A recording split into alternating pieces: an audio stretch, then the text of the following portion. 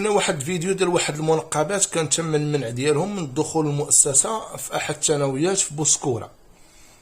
انا في هذا الفيديو بغيت نوجه غير واحد الكلمه لهذوك التلميذات. شوفوا، عفاكم سيروا صايبوا البطاقه الوطنيه، وضروري مني غادي تمشي تصايب البطاقه الوطنيه غادي تمشي تجيب لهم التصاور، كيطلبوا لكم التصاور. سيري عند المصور وقول له يصورك بهذه الطريقه هذه، وقول له التصور بغيتهم البطاقه الوطنيه، وديهم الاداره على اساس انك باغا تصايبي البطاقه الوطنيه بهذه الطريقه، بهذه طريقه النقاب. الا وافقوا لك عليها راه ما عندش الحق المدير انه يطردك من المدرسه ولا ما يخليكش تدخلي.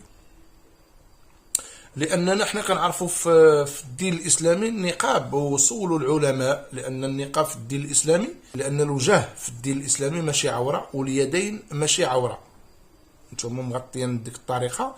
انا كنقول لكم في هذا الفيديو الا خلاوكم تصايبوا البطاقه الوطنيه ولا جواز السفر بهاد الصور ديال هاد النقاب هذا اللي كيبانوا فيه غير العينين، هذيك الحاله المدير ما عندوش الحق يمنعكم من الدخول للمدرسه. وهذه غير كتوضيح وصافي. اسمحوا لي وتحياتي.